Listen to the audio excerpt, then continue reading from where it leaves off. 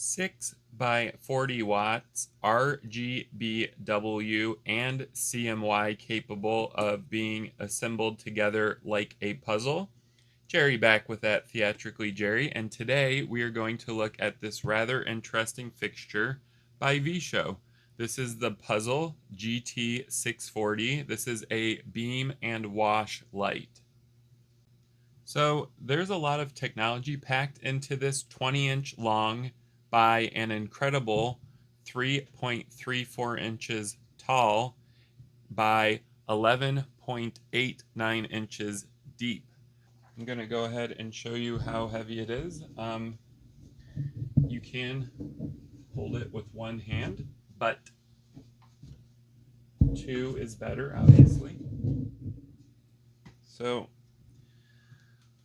this fixture is a medium weight fixture weighing in at 15.43 pounds. So this light feels very sturdy in my hands because the chassis is completely made of metal here. Nothing on this fixture feels cheap or loose to me. Let's take a look at the front of this rather interesting light fixture. The front features 6 square-shaped glass lenses, as you can see here. This glass shape is not the traditional shape of a lens, so that automatically makes this look interesting. The shape of the entire thing makes it look like an enigma to me or out of place, but it also gives it its own style and look, so I'm loving this. Behind each square lens here is a 40-watt LED, and this LED is capable of RGBW color mixing, so red, green, blue, and a dedicated white, as well as CMY, or cyan, magenta, and yellow mixing. So with this light, you do have the ability to use the RGB color space as well as CMY color space. So I also thought that was pretty cool and interesting. You're actually going to get 2 color spaces built into each one of these LEDs here.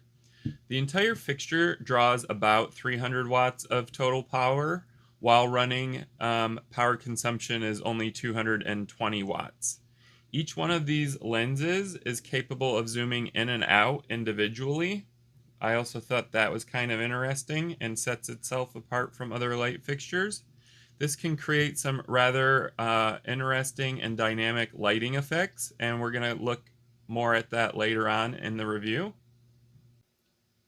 Because this is a puzzle style light, each fixture is capable of attaching to each other just like a puzzle piece. I'm going to go ahead and show you the left and right side here. It has locking mechanism, so this one doesn't actually have one that you can engage, so this would connect to another one. And then on the left side here, you actually have a hook locking mechanism, and I'm going to go ahead and show you guys how that comes out of the thing. So we're going to need a hex wrench here, and there's a little hole in the back. You're going to connect your hex wrench to it. So once you get your hex wrench into the access hole here in the back, you're just going to pull it down, and the hook's going to come down with it. Now, I've seen this kind of locking mechanisms on a lot of the LED video walls to connect each panel to each other. However, on the VShow one, it's so recessed in that it's actually really difficult to find the hex to turn this. So once you do find it, it's great, but finding it is rather difficult. So I don't find this really economical or quick to connect the puzzle to each other. I would have liked to seen a different connecting mechanism, but it does work, and once it is locked down, it does not move, so it's pretty solid. Let's go ahead and spin this around and take a look at the back of the light fixture, because there is a lot going on back here and we're going to cover all of it. So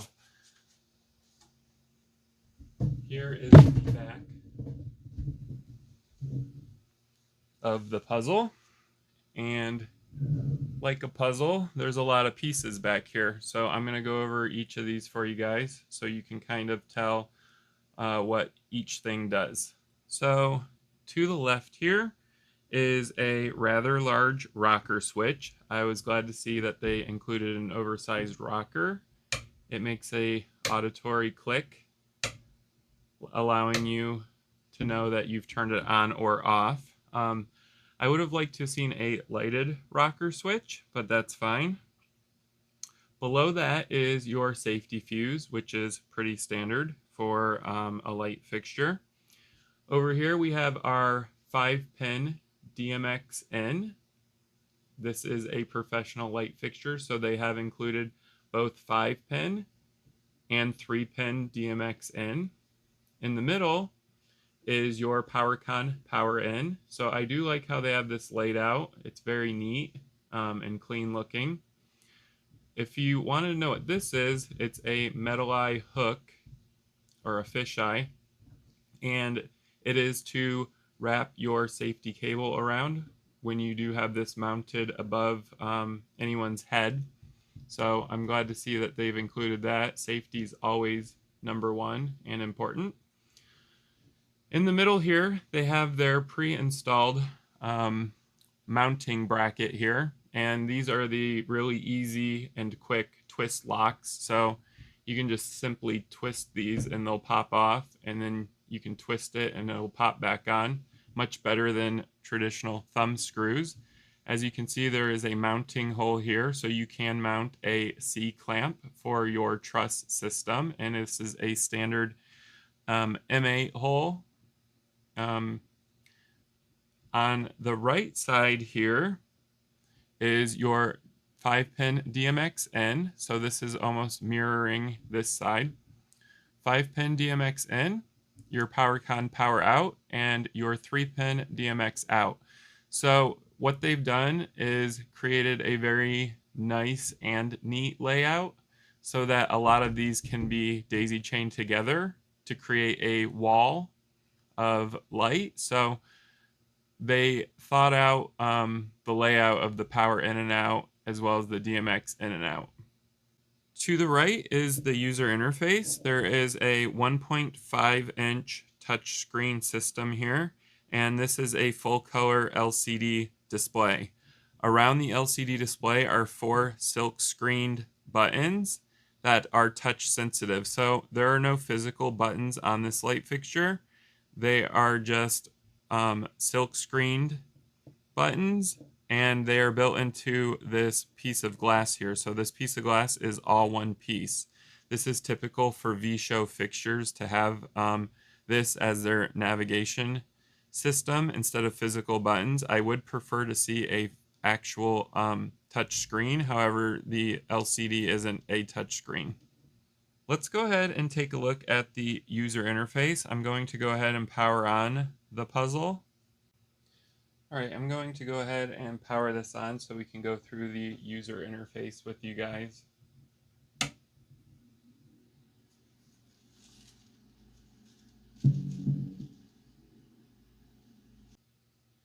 So V-Show carries over its user interface, the GUI, to all of its light fixtures and equipment. So it's going to look very familiar when you go to operate it. Right now it is on its screensaver mode, so it's just going to flash V-Show. To get out of it, you can just hit any button here. So this is your main page. It shows the V-Show logo. It also shows the DMX address here. So I have it set to 1. Master slave, it's set to slave. The mode, it's set to DMX 512. You can set it to auto and others. We will look at that here in a second. Frames per second is going to show you how many frames per second of DMX information is being sent to the light fixture.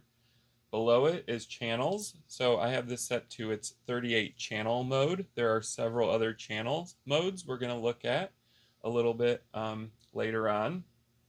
Below that is T1, which is the temperature sensor of the light. So right now it's running at 27 degrees Celsius. Down here, there's a green check mark. That's good. You want to have a green check mark. That means the light fixture ran through all of its safety features and also all of its parameters, and they all checked out. If you ever do have an issue, it will throw an error code, and a red X will show up here. And there will be a number of how many errors there are. Currently, I have 0.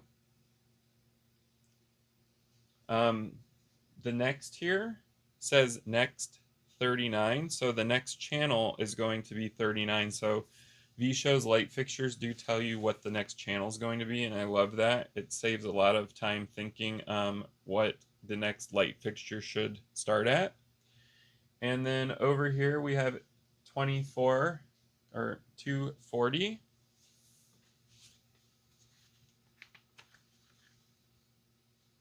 And that's the serial number of this light fixture. So this light fixture is 240. All right, so let's explore the user interface. I'm going to hit the menu button here. As you can see, the silkscreen touch buttons are super sensitive, so that's good. That pans out. Main menu. First one, your DMX address. That's a typical. So I have it at 001. It can go up to 512. Below that is your channel mode. Right now I have it set to 38, which is the maximum amount of channels the light can handle. But you can hit enter and change it. You can go to 23 or 17. I'm going to run mine at 38 because I do like fine control of my light fixtures. There's a reset here. When you hit enter, it's going to say motor power on. This is for the zoom motor. So if I hit enter again and hit off, it's not going to do anything. But if I hit enter again and I do on, it's going to go through all of the motors and reset them to factory setting. Let's go ahead and back out of here. The next sub menu is your run menu, and this is pretty typical too. So right now I have it set to DMX. You can select user run, so that will run the built-in user programs that you program yourself, or auto, which will run the factory programs or macros. I'm going to go back to DMX. Down below is manual, which is pretty typical for a VShow light fixture. I love manual control. It allows me to hang my lights and to also do a lot of things that I need to do on the ground without my light console. So let's see what we can do. You can lock the manual control. You can do zoom 1, zoom 2, zoom 3, 4, 5, and 6. So that's going to control the zoom motor of the light fixture. Or you can zoom all at once. I love that they included that. That's cool.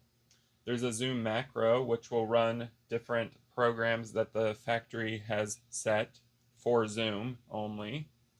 And also your zoom macro speed. We have your dim. So this is your dimmer channel or your master fader channel. So this is your dimmer channel. So this is going to control how bright or dim the light fixture is. Under that is your strobe channel for strobing, and we're going to look at all of this later on in the review. Here's CTO. That is for your color temperature orange. So you can color correct the white on this from a cool white temperature to a warm white temperature. Back color macro, back color dimmer, your LED macro, your LED macro speed, your LED macro speed, your red LED, your green, your blue, and your white. And of course, all of these can be set from values of 000 to 255. go ahead and back out of manual. Run settings. So one of the things I like about VShow's light fixtures is how much control I can have over the light fixture. And they allow you to do that through their run settings. So right now we have our master slave mode set to slave. You can set it to master if you want. Dimming curves. So right now it's set to linear. There is a 16-bit dimmer included with the puzzle, and we're going to look at that later on to see how smooth it is, but you can actually set your dimming curve from linear to logarithmic to S curve to square root or square. So there is several dimming curves that you can select depending on your look that you're trying to achieve. Below that is your color mixing. So like I had stated earlier, this is both a RGB color space as well as a CMY. So if you hit enter, you can actually throw this into the CMY color space and start color mixing with CMY. I love that. Mirror, yes or no for that. That's going to mirror the light fixture from another light fixture. So right now I have it set to no because I don't want it to mirror what I'm telling it to do. User program. So you can actually start recording your own programs on here and they will store on board. So you don't actually need a light controller or console to run the puzzle. And basically you can go ahead and go into manual and put a bunch of different steps in here. So it can hold 12 steps of information. You can start recording by hitting record, or you can clear it by hitting clear all. All right, the next thing is if no DMX. I love this as well. So basically, if no DMX, that means that if there is no DMX to the light fixture, how do you want it to react? Powering on, I have it set to middle. You can set it to no effect or your user effect or auto. Below that is your runtime. You can either keep it or shutter off. I like to keep it, so when it is running, it's going to keep the light on, but you can also have it so it turns the light off. So these are all of the submenus for run setting. Below that is advanced settings. Advanced settings allows you to set the light fixture the way that you want it, not how the factory set it. So you can actually adjust the parameters of this light fixture. You can also go to LCD display. You can have it flipped, so you can hit flip, yes. It's going to flip it upside down. Flip, no.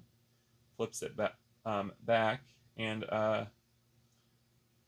below that is your screensaver that you saw earlier. I have it set to black, which is fine. It just flashes the black VShow logo. Below that is language display, so you can select English or Chinese, which is pretty typical. Adjustment recovery, if you do adjust this and you want it back to factory settings, you can recover the factory setting adjustments, so you can't really ruin this light fixture. I love that about VShow's advanced settings. And factory settings is going to put it back to its factory default. You do need to input a password. The password for a lot of these is just a bunch of zeros, but some of them have specific passwords that you have to ask VShow yourself to be able to access. So just a heads up there. Info. So DMX value is going to show you the current value of each DMX channel on this light fixture. They should all be set to 0, which they are. Error codes. If it ever throws an error code, it will show it here exactly what's wrong with the light fixture. So troubleshooting is super quick and simple with the puzzle, as well as a lot of other VShow light fixtures. Test mode. So you can go into test mode and you can test the fan. You can test the fan. There are 4 that you can test currently. And that's just to make sure the fans are running. This is a lot of things that the factory uses to quality control each light fixture. You can also do run test, enter no, or you can enter yes, and it will start testing the light fixture out.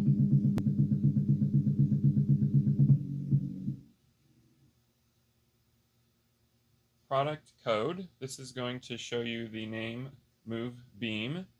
It's also going to give you the UID of the light fixture itself and the serial number. This is specific to each light fixture. It's not super important.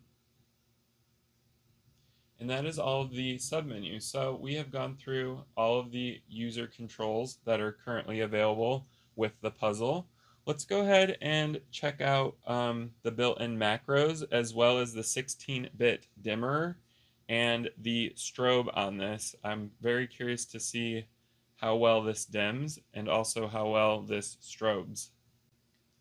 All right, so currently I have this set to auto mode, so it's going to run the macros or built-in shows from the light factory, and this is just a quick and easy way to show you guys some of the lights and effects that the puzzle can do. So I'm going to go ahead and let this run for a few seconds just to show you guys.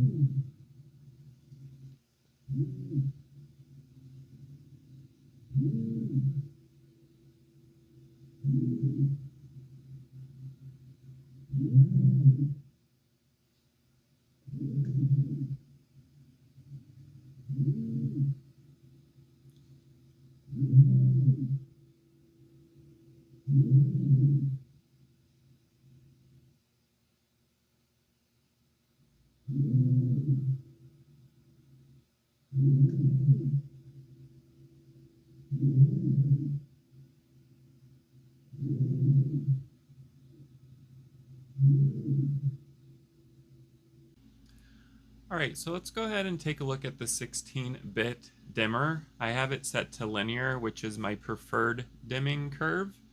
Right now it is at 100% on the puzzle, and we're gonna go ahead and drop it down to 0. So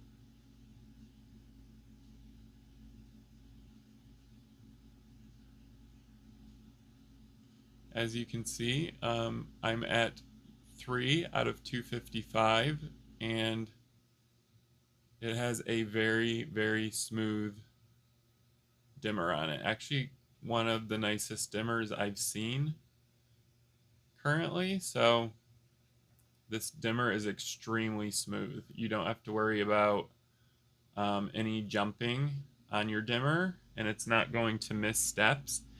Because this is a 16-bit dimmer, it's going to be extremely smooth.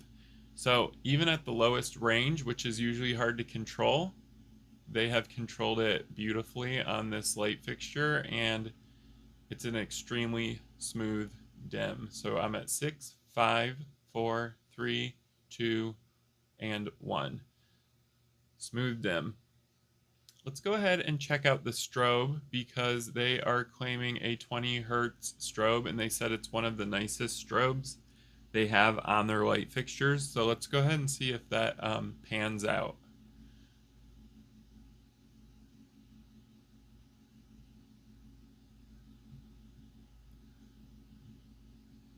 So right now I have it set to 251 on the DMX channel, and this is the variable strobe.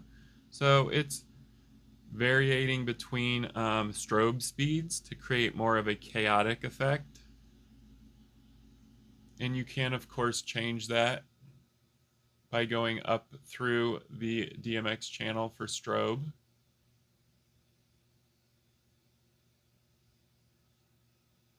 Let's see how fast this strobe can actually strobe. So right now we're in open, which is 210.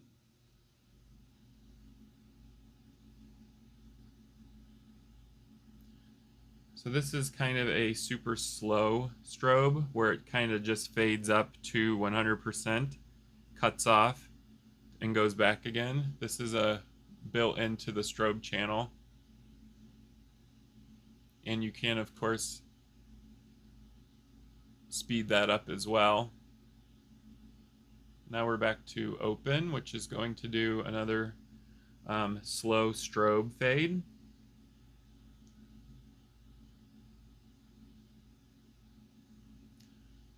Wow. Okay, so the strobe on this is super good. So 103 is the fastest it's going to go, and my camera can't even pick it up because it's doing a 20 hertz or 20 frame per second refresh speed on the strobe channel here. So I do believe their claim of 20 hertz on this. It's a pretty nice strobe. Let's go ahead and set the color to white because that's more of a traditional strobe color, just so we can show you guys what the strobe looks like. So there we go, we got white up. So the strobe is extremely nice on this light fixture. This is the fastest it will strobe. I'm going to ramp it down for you guys to kind of show you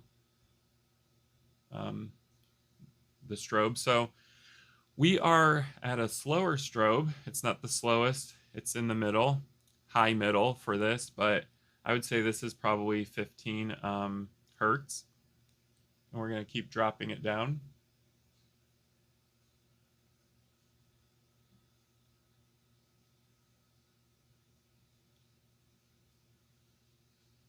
So now we're at 32 on the DMX channel for strobe out of 255. So we are nearing 0, and the closer to 0, the slower this strobe's going to go.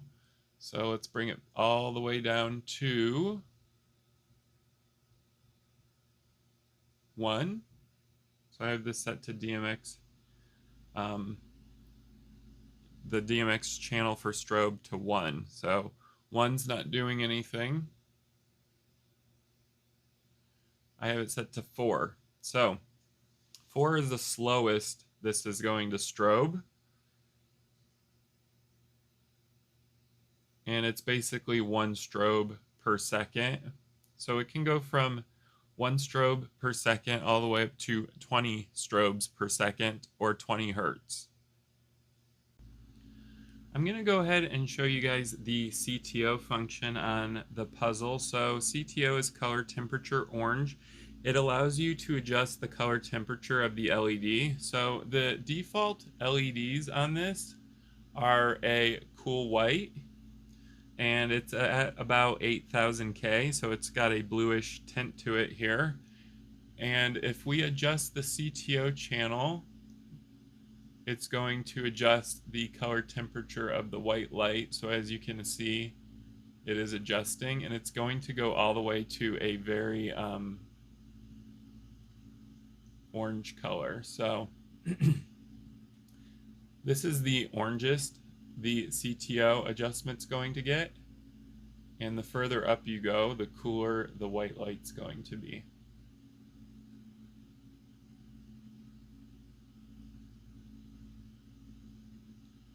Now I'm going to do it so it's a little slower.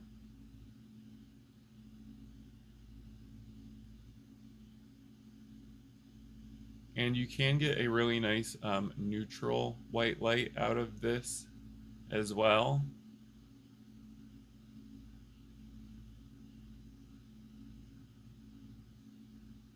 And a super cold white LED. It's almost purple looking. I'm now going to run this in auto mode, which is going to use the factory's built-in programs, just to show you guys kind of the color saturation and hues of the puzzle to give you guys a better idea. So we're going to set this to auto.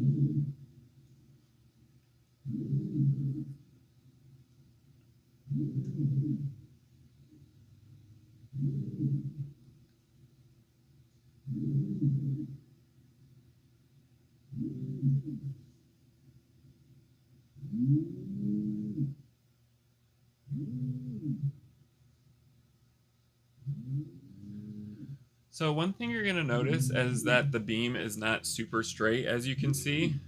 They do this on purpose to give it a much cooler look to it. So when you do link these together, the beam on the wall is not going to be a straight linear line. It's going to be scattered, and I feel like it gives it a more unique look to it, and also continues with its name, puzzle piece. So it looks like a bunch of puzzle pieces that are scattered on your wall.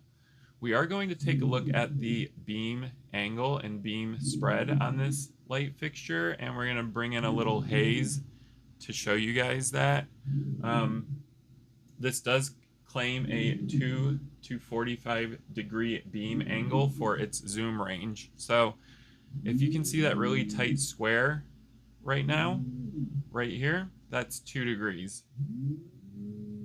The more blurrier squares right there, that's its 45 degree zoom range. So let's go ahead and take a look at that with the haze, just so we can kind of see how nice the beam angle looks on this light.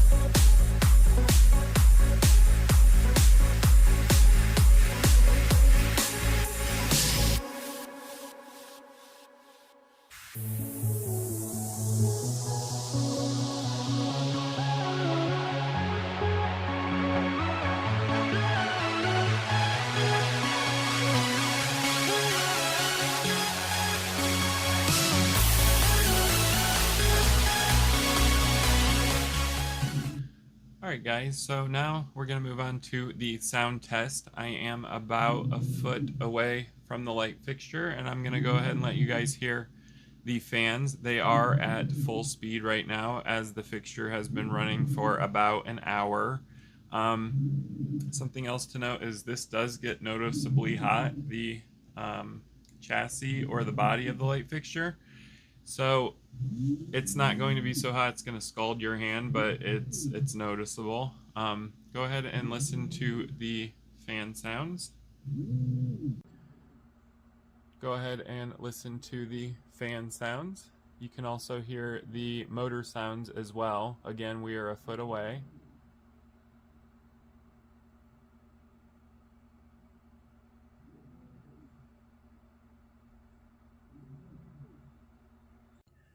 We are now about 6 feet away from the light fixture. I'm going to go ahead and let you guys listen in to see if you can hear anything. To me, this light fixture is relatively quiet.